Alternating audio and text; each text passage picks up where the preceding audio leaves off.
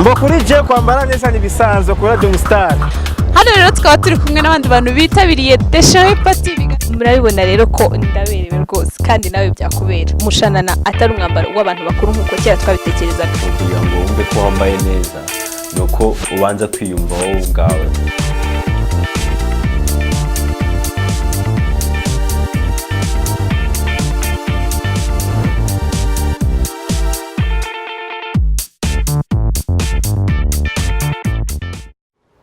Ikaze mu kiganiro Tsapa Fashion Show. Twagiye kubaha ikaze tunabifuriza umwaka mushya muhira wa 2019. Uyu ni wo mwanya rero tubagezaho amakuru menshi atandukanye ajyanye na fashion ndetse n'ubuzima busanzwe. Uyu munsi tukaba tubafitiye abatumirwa tugiye kuganira nabo, tukaba turi bubane ndetse n'ikiganiro cyose ntujye kureba televiziyo yawe ni Tsapa Fashion Show.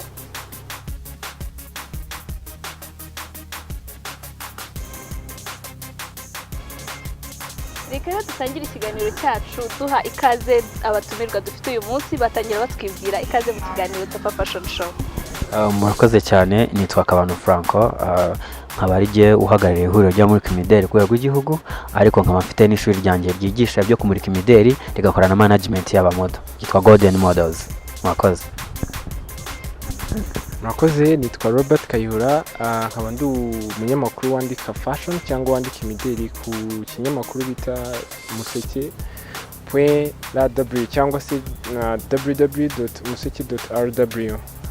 Ku bijyanye n'ibyo ngibyo, ino mwaka wanjye wa 8 ndi muri fashion industry.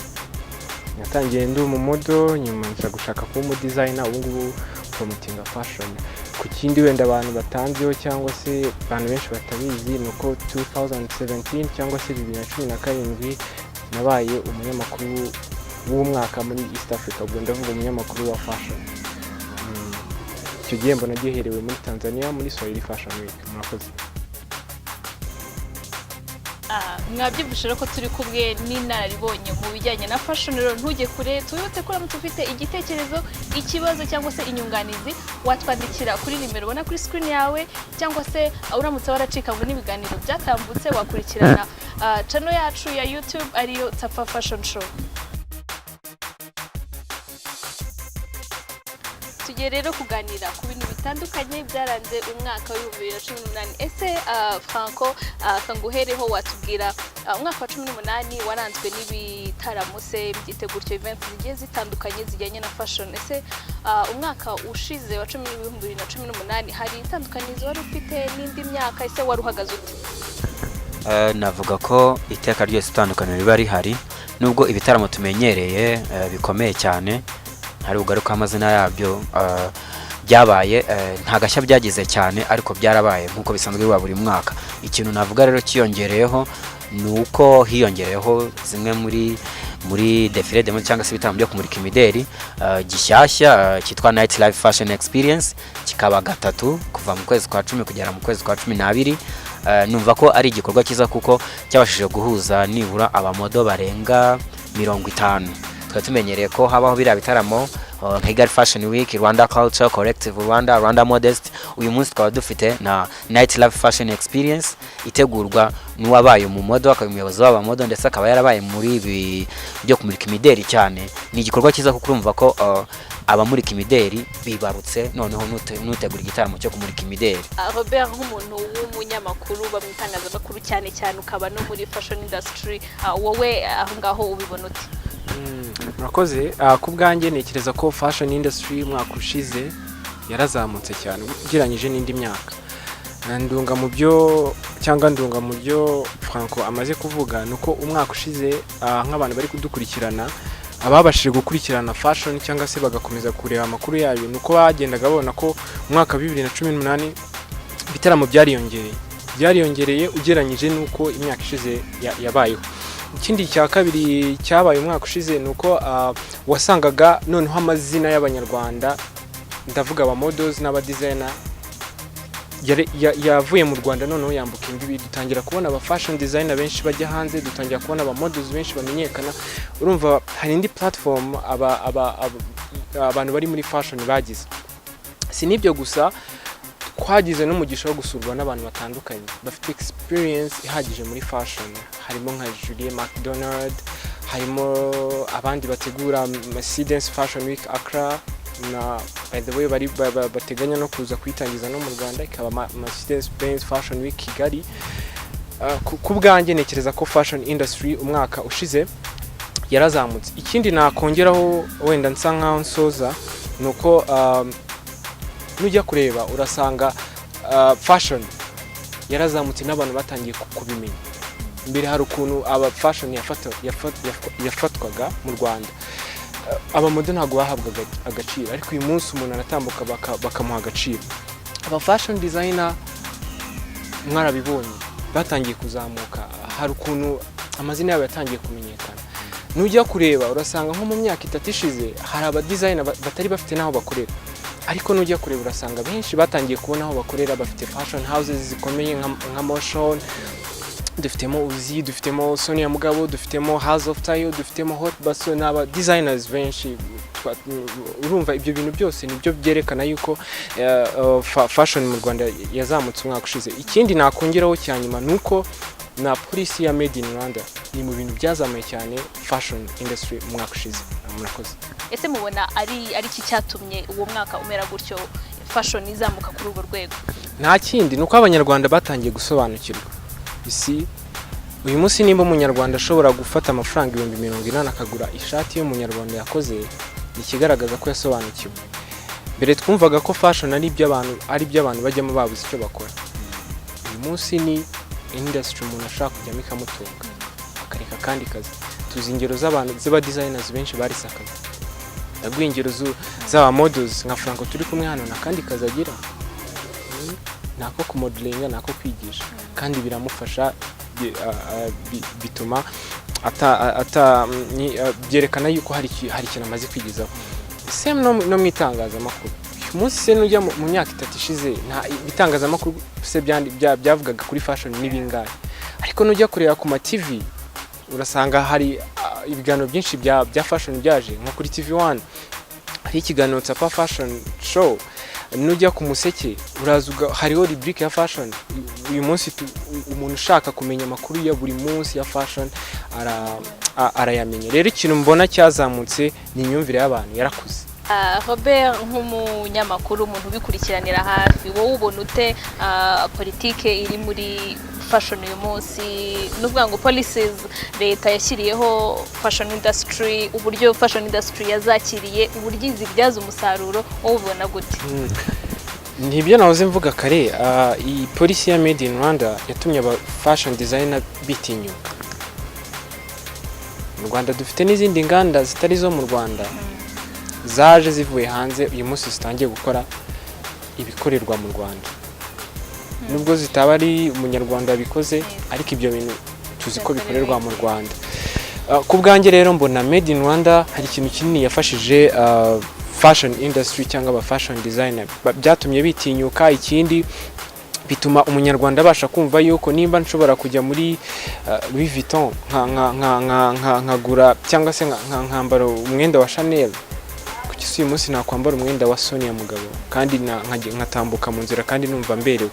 So ngiye rero numva yuko policy ya Made in Rwanda ntago ari ukuvuga ngo ni policy gusa, ahubwo yanafashije no gutuma aba fashion designer bitinyuka. Ikindi kintu byatumye cyabayeho byatumye n'abandi bantu bari muri fashion industry ku rwego mpuzamahanga batangira kumenya abanyarwanda.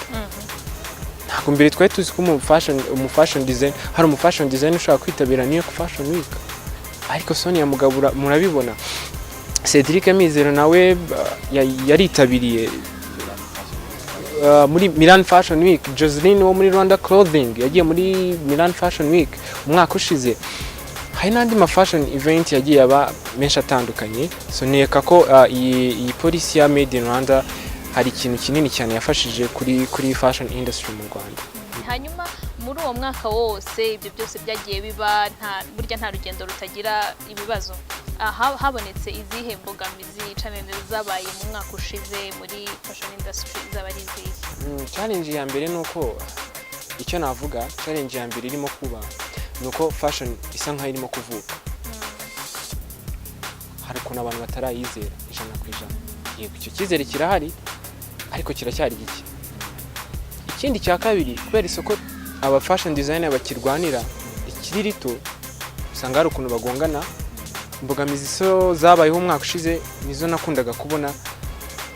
Urabize umubare munini w'aba fashion designer mu Rwanda ntago bize fashion.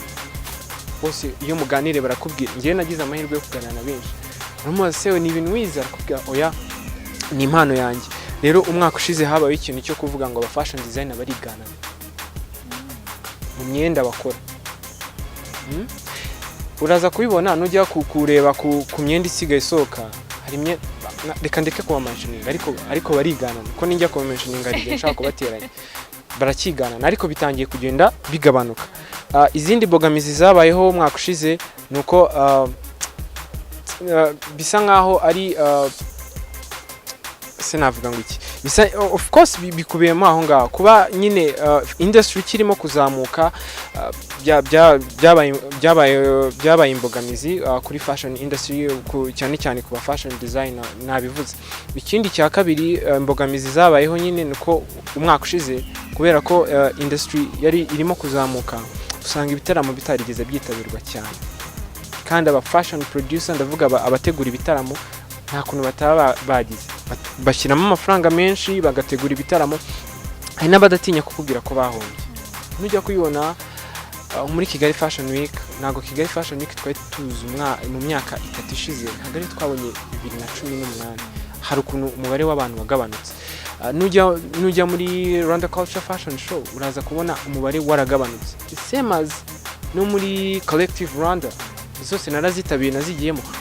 Ubonye Collective Rwanda yo muri 2016, ubwinshi bw'abantu bwari burimo, shaye umwaka byaragabanutse, nkeka ko byaragabanutse, ariko izo nizo mbogamizi zabayeho. Ikindi cy'imbogamizi cyabayeho nuko hari abantu b'interpreta fashion kitari. Uyu munsi haracyatangwa amakuru y'uko fashion itari, hari abashaka kwisebya, hari abashaka kuyivuga uko itari, hari n'abashaka kuyishyira ahantu itaragera. Ibyo bintu byose iyo bihuye rero bimbogamiza. Nko mwebwe nk'umumodo wabigize umwuga ubatoza ubahagarariye, ubona imbogamizi zabaye muri uyu mwaka dusoje 2018 zarabaye izihe? Imbogamizi ya mbere mpora mvuga kugeza n'uyu munsi ni ikijyanye na audience iracyari hasi cyane. Tuba twagerageje twashyizemo imbaraga, ariko ukabona abantu ntabwo baje nk'uko twe tubyifuza, ariko ntabwo ducika intege. Turabizi ko ikintu buri abantu batazi, fashion ni ikintu kiremereye cyane kuri udashobora kuza ngo ugiture ku muntu acyumve 100% uko bishaka. Ariko dushima Imana ko buri munsi dushyiraho ibuye tukongeraho irindi. Uyu munsi sinatinga guhamya ko turi mu gice. Rero ni uyu mwaka nidukora cyane tukongeraho bikagera nko kuri 55%, zineza ko muri 2020 ibibazo dufite bizaba byararangiye. Navuga ko rero imbogamizi yindi ni abantu bura bari muri fashion cyangwa bayirimo abenshi n'amaramuko. Ntago ari abantu babyize, ntago ari abantu babizi, babikora uko babibona kuri internet, kandi ntabwo ari byo. Kubona ikintu kuri internet ukajya kugisubiramo utarakize, atari nibura na passion yawe, ntabwo wa resista, ntabwo uramba. Ubikora uko wiboneye, ushaka amaramuko wayabura ukagenda. Ikindi kuko aba ari amaramuko ushaka, ntutinya kubikora uko wiboneye, kuko uvuga uti asike n'ubundi se ko nishakira iki n'iki nibi nagenda gutya ntacyo bimbwiye. Iyo nindi mbogamizi nabonye. Murabona hateganywa iki, yenda nubwo nta mu designer dufite ariko nabo tuzabageraho babe batubwira, murabona hagakorwa iki kugira ngo uyu mwaka ugende neza? Ikintu cya mbere mbona cyambere cyakorwa nuko mu Rwanda badufasha tukabona amashuri ari ku rwego rwiza ashobora kwigisha fashion. Tukareka kuvuga ngo fashion tugiye kwiga nk'umwuga, kuza ukigisha umuntu kudoda. It's okay, ariko dufashe. Ndasaba leta ko yadufasha kubona amashuri ari ku rwego mpuzamahanga ashobora kwigisha fashion. Ubwo ndavuga designing.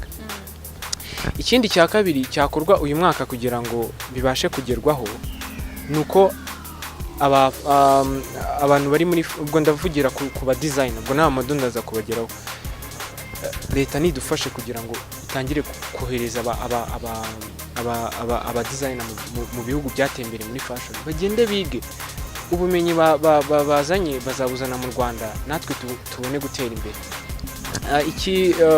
Ikindi nicyo ikindi ubwo ndajya ku bantu bategura, sorry reka njye kuba none mbone kujya kubategura ibitaramo. Dukeneye kubona andi mashuri nk'aya Franco yigisha umwana akamutoza akanamuha yanamufasha no kubona platform. Dukeneye kubona abamodozi bacu bava mu Rwanda bakajya mu yandi ma agencies ayandi yo hanze, bakajya mu mashuri yigisha modeling, sibyo akomeye. Ureke situbone gusa umuntu yaje ya modelinze muri Kigali Fashion Week gusa ngo ahite yumva yuko byarangiye. Hoya, hari gutera imbere byose ni process. Gutera imbere bisaba kwihangana, gutera imbere bisaba kwiga cyane kugira ngo bashe kubigeraho. Ikindi kintu mbona cyatuma fashion uyu mwaka yiyongera cyangwa se ikarengaho yariri, ni aba fashion producers, abategura ibitaramo. Hari ikintu kiri mu bantu bategura ibitaramo maze kubona ntabwo bahuza, sinzi impamvu, kandi bose barasenyera umugozi umwe. Ni habaho guhuza abategura kira gitaramo bagahuza n'abategura iki ngiki, bizakunda. Ndaguha urugero, nimba ukunda kujya muri fashion event, nujya muri Kigali Fashion Week, ntibacyo uzabona bo muri Collective Rwanda bayatendinze, ntibacyo uzabona muri Rwanda Culture batendinze Kigali Fashion Week. Nujya muri Rwanda Culture ntibacyo uzabona bitabiriye uwo muri Kigali Fashion Week cyangwa uwo muri Collective. Nujya no muri Collective Rwanda nuko bizagenda, ntushobora kubona. Sinzi impamvu abantu bategura ibitaramo batajya babasha kumvikana ngo banashyigikirane, kandi nyuma uzasanga mwese ibyo mwaruhiye n'ubundi byari kugira ngo mufashe industry kugira ngo ikure. Icyo kintu rero mbona yuko abantu bategura ibitaramo nibaramuka babishyizemo imbaraga, bagahura ubwabo cyangwa se bakanahuza, shanakabuza fashion industry uyu mwaka izatera imbere. Ikindi no ndakangurira abagenzi banjye basanzwe bateza imbere fashion no kwishyiramo imbaraga kabisa. Uyu mwaka tugakora uko tutigeze dukora, kubera ko nabibonye itangazamakuru mu Rwanda rifite power.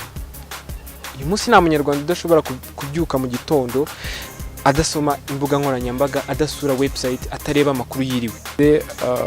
Ngenda ndatekereza ko fashion ishana kuzazamuka uyu mwaka cyane kuruta n'undi mwaka. Wenda ntago ndibuze kwamamaza, ariko ku bantu bankurikiranye uyu mwaka ndakeka dushaka kuba ari wo mwaka tuzabona fashion ziri strong zitigeze zibona mbere no mu Rwanda, kandi none tukajyana n'umubare munini w'ibitaramo bya fashion. Nkawe modo uhagarariye abandi twitega iki? Mbere yuko navuga icyo twakutega kuba modo, hari ikintu ushaka kwibwirira itangazamakuru muri rusange. Creative industry cyangwa se entertainment ntabwo igizwe n'abahanzi baririmba gusa. Abanyamakuru aho muri mwese ndabasabye mwe gufata abahanzi baririmba ngo mube ari bo muvuga bonyine. Muvuge entertainment zose uko zingana, muzihe umwanya ungana, murebe ko hari ikizasigara inyuma. Uyu munsi dufite abakinnyi ba filime beza ariko batazwi. Uyu munsi dufite abamurika imideli beza ariko batazwi. Uyu munsi dufite abantu bashushanya beza ariko batazwi. Ariko umuhanzi iyo yashishuye u Rwanda rwose rurabimenya. Abahanzi baririmba murabizi ko dufitemo n'abahanga bake mu bahanzi baririmba, ntabwo natinyuka kubivuga. Abahanga mu kuririmba n'ababara, ariko nibo mwahaye intebe bonyine. Ndabasaba rero ko mwabihindura mukabanganyisha, nimutunganyisha nabo mukavuga creative industry yose uko ingana, mukayiha umwanya ingana nuko bari abangana. Muzabona ko nabandi hari ibindi byishimo mwahisha abanyarwanda kandi bihari byiza. Icyo mwakwitega rero ni ibintu byinshi. Ndasaba yaba ari abantu bategura ibitaramo biremereye, be kujya bakora igitaramo kimwe gusa mu mwaka ngo bagende basinzire. Bakore udutaramo dutoya, tutume abantu baguma batekereza icyo gitaramo, noneho bazakore icya karundura kimwe kiza ari imbatura mugabo. Uyu munsi Golden Models irateguye Night Life Fashion Experience eshatu. Uyivuze ubu ndakeka hari abanyarwanda bayizi. nitujya gutegura Night Life Fashion Experience 2019 ikaza ari imbatura mugabo, abantu bazavuga bati babana cyangwa se babantu bakora ibi ntabwo twatangara, twabonye ibitaramo bito bakoze byaritabiriwe, byabaye byiza, byabereye ku gihe, abantu barabikunze. Ntabwo rero natangazwa no kubona ko bakoze igitaramo cyakataraboneka. Ndasaba rero abantu bakora ibitaramo ko bagira ibindi bitoya bakora kugira ngo bakipinge bize abakiriya babo. Nimutabikora abantu bararambirwa.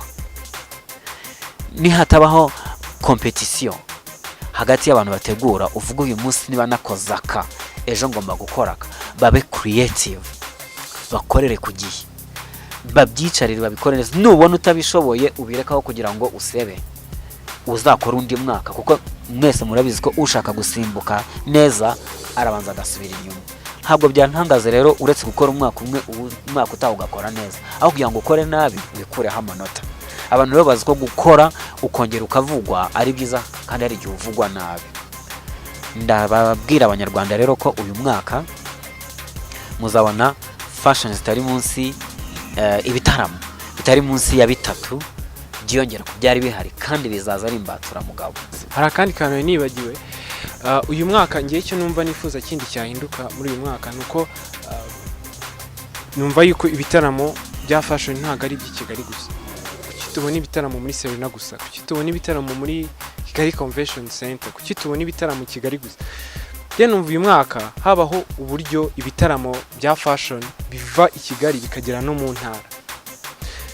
Situbone agencies gusa z'i Kigali arizo zonyine zizamuka cyane, none izo mu ntara zikaguma hasi. Nibyo byose biri mu ba fashion design. Uyu munsi nujya kubaza abantu benshi barakubwira ba fashion designer benshi nabi Kigali, aho mu ntara ntago tubazi, cyangwa se aho mu ntara ntago bazwi. Ngiye rero numva yuko fashion uyu mwaka yazamanuka none ikagera hasi mu ntara, hahandi aho dushobora kubona umustar akazamuka nta muntu umuzi, avuye ari mu ntara hasi akabona akabigitangaza nk'uko abandi bose babibona, nk'uko abandi bose babaye ibitangaza. Rero ngiye numva ko uyu mwaka sinzi inzira bizacamo, ariko numva ngewe nicyo cyifuzo numva nifuza ko fashion yava i Kigali ikagera hari hasi mu cyaro. Kuko nujya kureba urasanga fashion iri mu bintu byinshi, ariko reka tujye mu myambarire. Mu Rwanda se hari umuntu utambara? Nta numwe, twese turambara. Rero dukeneye ko icyo kintu duhora tuvuga fashion, kwambara, kwerekana imyenda abantu bashaka kwambara, kivi Kigali none kikagera no mu ntara. Icyo gihe nibiramuka bibaye gutyo, shanda kubwiza ukuri, fashion mu Rwanda izaba nka fashion yo muri London, izaba nka fashion yo muri Italy, izaba nka fashion y'i Paris. Urumva bizazamuka. Songeye numva yuko uyu mwaka icyo nicyo numva nifuza kindera nibagiye kuvugaho, nuko uyu mwaka fashion yava i Kigali ikajya no mu ntara zindi z'i Kigali, n'abategura ibitaramo bakamanuka hasi bagatangira gutegura ibitaramo none byo mu ntara atari by'i Kigali gusa. Mwakoze ntabwo rero nabareka mu mugende mudahaye ubutumwa abadukurikiye. Mwagiye muvuga ahantu abantu benshi fashion industry igeraho kugeza no ku bana, kugeza no ku babyeyi, kugeza no ku bayobozi, namwe ubwanyu n'abafotora byose. N'ubuhe butumwa mwatanga rero mu bantu batandukanye? Ubutumwa bwanjye bwa mbere ni ukubifuriza umwaka mushya muhire abanyarwanda mwese muri rusange. Ubutumwa bwa kabiri ni ugushimira itangazamakuru ridahwema kudufasha kumenyekanisha ibyo dukora.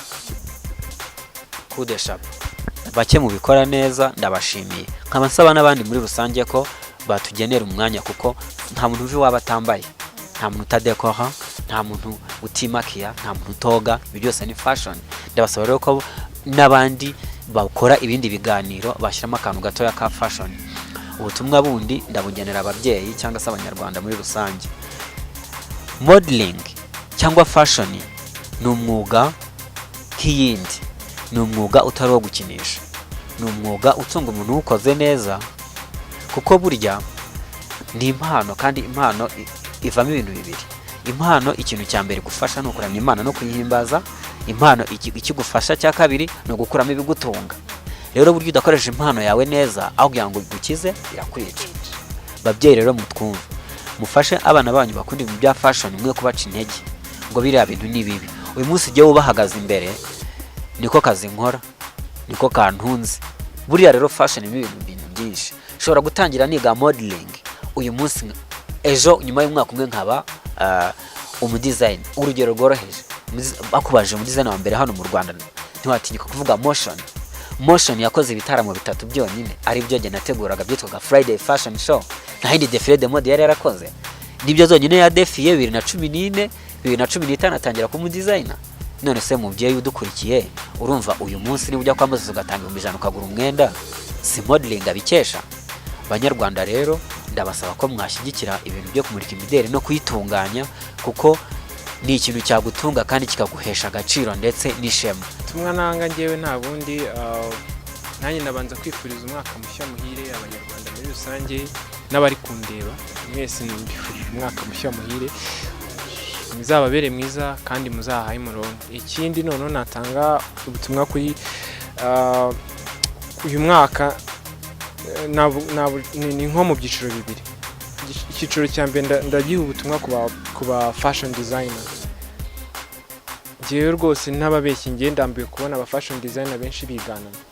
Uyu mwaka noneho aba fashion designer nibakora uko aho bwabaga buri wese creating signature ye. Ntacyo ngiye bintwaye kuba nakwambara umwenda runaka, ariko se ninza mu iduka X ngasanga iduka X umwenda urimo urasa n'umwenda uri muri mu iduka A, ntago fashion izaba iri gutera imbere, izaba iri gusubira hasi. Rero aba fashion designer bari kudukurikira nibo ngiye ndi guha ubutumwa, muzadufashe uyu mwaka mu creating ibintu byiza kandi byinshi, kandi noneho mushyiremo ubuhanga ubwo mwashyizemo umwaka ushize. Ikindi ubwo ni kuba models mwese mukomeze mukore cyane. Ndabizi neza ko wenda haraho mutaragera, ariko uko muzakomeza mukora cyane umwaka wenda uyu mwaka hari icyo bizahindura. Rero nshimire abatumirwa bacu b'uyu munsi batuganirije, twaba twasobanukiwe. Nshimire Hotel Villa Portofino iba yaduhaye ahantu heza tuba twakoreye. Nshimire kandi na equipe technique yamfashije kugira ngo ikiganiro kibagereho 5 kuri 5, aribo Olivier Umukura ndetse na Fabrice Ndayishimiye. Reka kandi mbibutse ko uramutse wacikamwe n'ikiganiro cy'uyu munsi ndetse n'ibindi byahise, ko wabikurikirana kuri YouTube channel yacu ariyo Tsapa Fashion Show, ugakora subscribe niba utarayikora, hanyuma ukabasha kujya ukurikirana ibiganiro byose biba byaratambutse. Tukubwire kandi ko uramutse ushaka kwamamaza mu kiganiro cyacu cyangwa se kuduha ubundi butumwa butandukanye, ushaka kubaza ikibazo se cyangwa inyunganizi, watwandikira kuri nimero ya telefone ubona kuri screen yawe, cyangwa se uramutse ufite n'andi makuru ushaka kumenya tutaba twavuze, wasura urubuga rwacu ari rwo tsapafashion.com. Murakoze cyane, mugire icyumweru cyiza, turabakunda.